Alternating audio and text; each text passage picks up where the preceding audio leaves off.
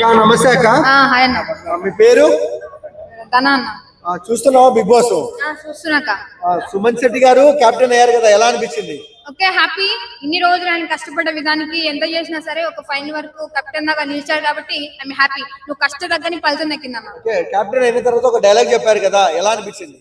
Dialogue కూడా super అన్న. నిజంగా ఎట్లా అంటే ఒక బాహుబలి వీధిలో డైలాగ్ చెప్పాడు కదా, మాత్రం మామూలుగా ఉండదు. కానీ నాకు మాత్రం రప్ప రప్ప నిలిచి అనిపించింది. ఓకే, మాధురి గారిని చూస్తున్నాము, రీతు చౌదరి గారిని అన్నారు రాత్రుల్లో నిద్ర పట్టట్లేదు, మీ గుసగుసలు ఎక్కువైనాయని. సో దాంట్లో ఎవరు ఫేరు ఎవరు అని పేరు? అంతే కదా. ఇప్పుడు మన నిద్రపోయేటప్పుడు నువ్వు ఫోన్ పుసుకుసుకుసలాసా పక్కన పుసుకుసలాడితే మనుషులు ఎట్లా నిద్రపోతారన్న? రీజు చేసేది తప్పే. ఇన్ని రోజులు నువ్వు అసలుకే నష్ట చేస్తున్నావు బిగ్ బాస్ అంతా. ఇప్పుడు ఆల్రెడీ వచ్చింది ఎవరో అక్క, మాధురి అక్క. ఎట్లా ఊరుకుంటుంది? నువ్వు చిన్న చిన్న చేస్తున్నావు, అందరూ సైలెంట్ ఉంటారేమో. నువ్వు పట్టుకోంలోనే హిహి అహిహి బాగా చేస్తావని చెప్పి ఎంకరేజ్ చేసేవాళ్ళు వేరు. కానీ మాధురి అక్క బయట ఉన్నా లోపల ఉన్నా నిజాలు మాట్లాడుతుంది, ఉన్నది మొహం తక్కి పడేస్తుంది.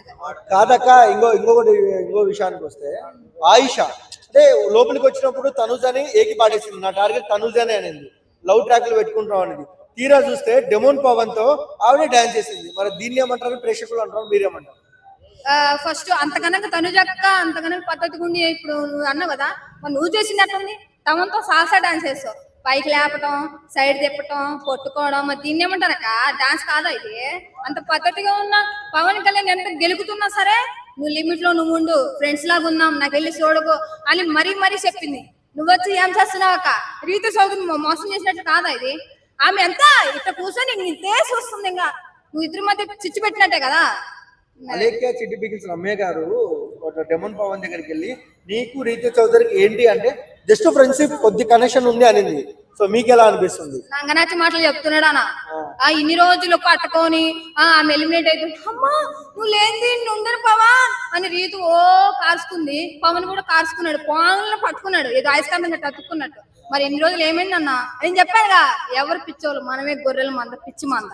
వాళ్ళు బయటకు వచ్చి మేము జస్ట్ ఫ్రెండ్స్, ఫ్రెండ్స్ లో రకాలు ఉంటాయంట. క్లోజ్ ఫ్రెండ్స్ అంట, అగ్గు చేసుకునే ఫ్రెండ్ అంట, క్రిస్లు పెట్టుకునే ఫ్రెండ్స్ అంట.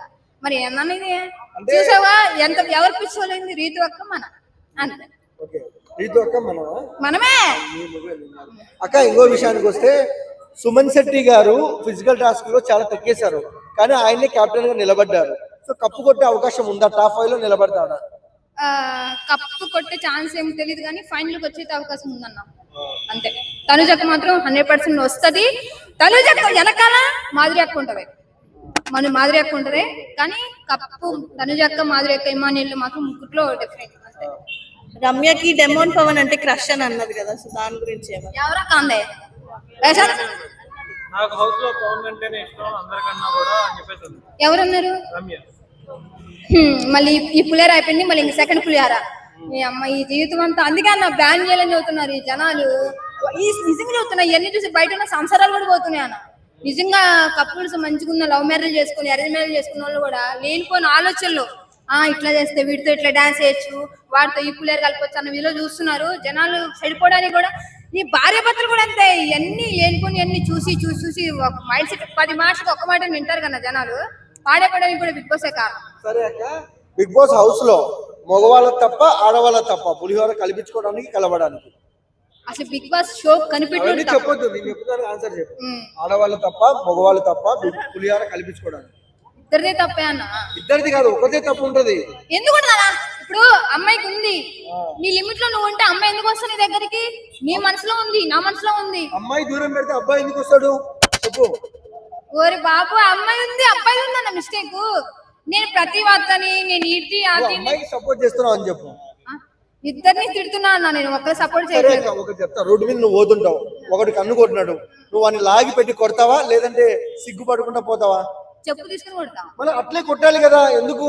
ఇష్టం ఉంది కాబట్టి అన్న, ఇష్టం ఉంది, మనసులో ఒక ఇది ఉంది కాబట్టి. అన్న విషయం చెప్తున్నా, ఒక ఆడది ఒక మగాడు కలిసి ఉన్నారు అంటే, ఇప్పుడు పార్క్ దాకా ఉన్నాం, ఈ పార్క్ లో ఇప్పుడు ఎంతమంది ఉన్నారు? 2 ఉన్నారు. అది ఇద్దరు అండర్స్టాండింగ్ ఉండబట్టే కదా. ఇప్పుడు ఒకడు అమ్మాయి ఇష్టపడుతుంది, అబ్బాయికి ఇష్టం లేదు, నువ్వు వచ్చి సైడ్కి వచ్చేసాయి, నీకు ఇష్టం లేదు. ఇప్పుడు ఇద్దరు అండర్స్టాండింగ్ ఉండబట్టి ఇలా ఉన్నాం అలా ఉన్నాం కాబట్టి ఉంటున్నారు పార్క్ లో. 8 వరకు ఎందుకు ఉంటున్నారు అన్న పార్క్ లో చెప్పు? బిగ్ బాస్ కూడా అంతే. ఒక మనిషి ఆడది మగది ఇష్టం లేని ఎవడు ఏం చేయలేడు అంతే. అందరిని ఇష్టపడతారు అంటారు డెమోన్ పవన్. మీ భాషలో తన ప్రేమని పంచేస్తున్నాడు. ఎవరికి కావాలంటే నా మనసులోకి స్వాగతం పలికేస్తున్నాడు. కానీ చివరికి తనుజకి తగులుకున్నాడు.